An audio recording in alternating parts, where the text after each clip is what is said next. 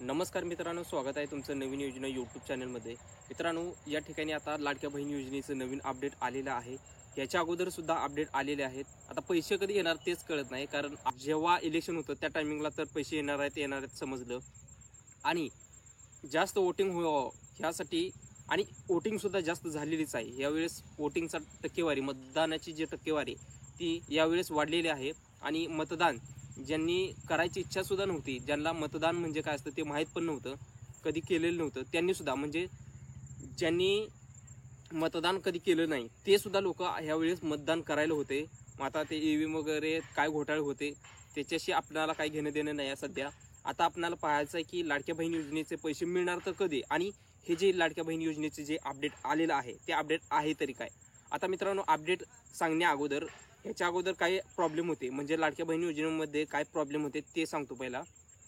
बघा मित्रांनो, ज्यावेळेस ही योजना अस्तित्वात आली त्यावेळेस ह्याचे प्रोसेस काय होते, म्हणजे ॲप्लिकेशनचे अर्ज भरण्याची प्रोसेस काय होती। त्यावेळेस त्या प्रोसेसमध्ये पहिले प्रोसेस होते ते म्हणजे नारी शक्ती दूत हे ॲपचं।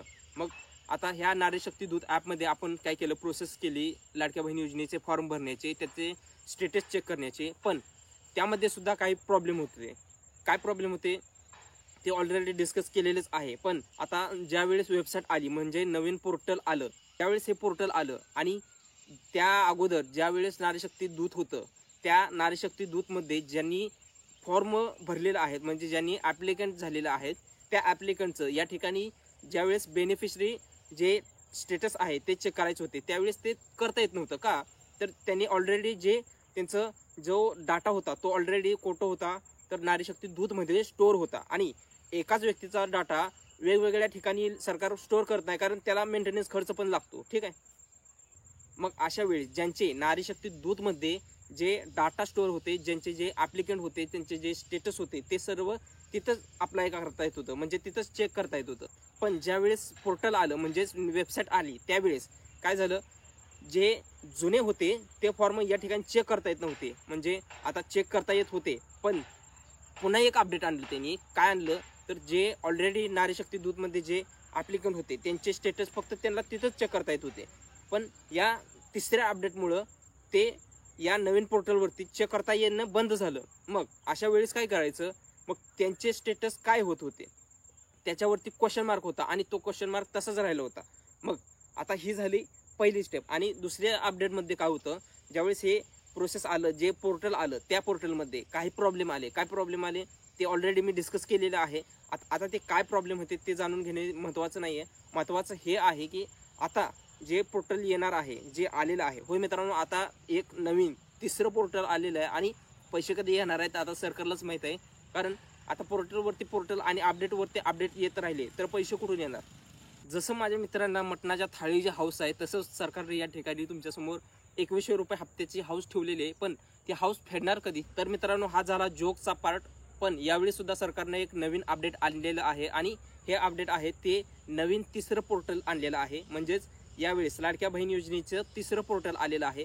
आता ते पोर्टल काय आहे, या ठिकाणी त्याच्यामध्ये काय काय गोष्टी करता येणार आहेत, लाडक्या बहीण योजनेचे नवीन फॉर्म अपडेट करता येणार आहेत का, आणि फॉर्म पुन्हा भरता येणार आहेत का, किंवा जे ऑलरेडी 2100 रुपये हप्त्याचे होते ते कोणाला हप्ते मिळणार आहेत, त्याचे बेनिफिशरी जे लोक आहेत, म्हणजे जे लाडक्या बहिणी आहेत त्यांचे स्टेटस या ठिकाणी चेक करता येणार आहेत का, किंवा त्याच्या व्यतिरिक्त जे लाडक्या बहिणी होत्या किंवा जे लाडके भाऊ होते ज्यांनी बहिणीच्या नावाने फॉर्म भरले आणि त्यांना सुद्धा या ठिकाणी सरकारकडून पैसे मिळालेले आहेत, म्हणजेच या ठिकाणी 1500 रुपये हप्ता लाडक्या भाऊंना सुद्धा लाडक्या बहिणीच्या खात्यावरती, म्हणजे त्यांच्या नावाने त्यांना भेटलेलं आहेत, अशी सुद्धा आहेत।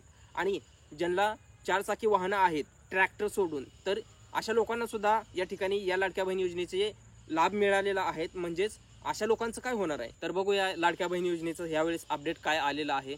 तर अपडेट काय आहे ते पहिला आपण स्क्रीनवरती पाहूयात। मित्रांनो, तुम्हाला व्हिडिओच्या डिस्क्रिप्शनमध्ये जी लिंक आहे त्या लिंकवरती क्लिक करून या ठिकाणी जे इंटरफेस दिसत आहे तो या प्रकारे दिसत आहे। आता या ठिकाणी तुम्ही लिंकवरती क्लिक केल्यानंतर जो इंटरफेस आहे तो असा आहे। आता या ठिकाणी ही जी वेबसाईट आहे ती मेंटेनन्समध्ये आहे, म्हणजे टेस्टिंग फेजमध्ये आहे। या ठिकाणी फक्त काही गोष्टी चेक करता येत आहेत। आता काही गोष्टी आहेत त्या मी फक्त पहिला सांगतोय।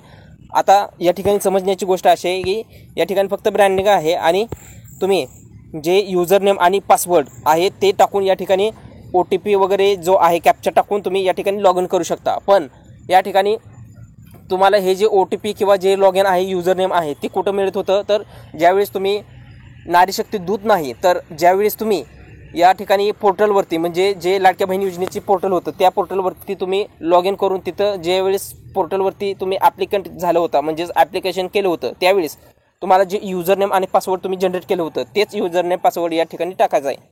आता लॉग इन केल्यानंतर तुम्हाला काय करायचं आहे, या ठिकाणी तुमचं बेनिफिशरी जे स्टेटस आहे ते चेक करता येतं. आता सध्या तुम्हाला या गोष्टी करता येत नाहीत आणि ज्यावेळेस तुम्हाला या लाडक्या बहीण योजनेचे जे अपडेट आहेत ते नवीन अपडेट काय आहेत, या ठिकाणी काय काय गोष्टी करता येत आहेत आणि या ठिकाणी जो 2100 रुपयाचा जो हप्ता आहे तो हप्ता मिळणार आहे की नाही, जर मिळणार असेल तर कधी मिळणार, त्याचे जे अपडेट आहे ते अपडेट सगळे तुम्हाला या चॅनलवरती भेटत राहील. त्यामुळे चॅनलला नक्की सबस्क्राईब करा. भेटूया लाडक्या बहीण योजनेच्या नवीन एका अपडेटमध्ये.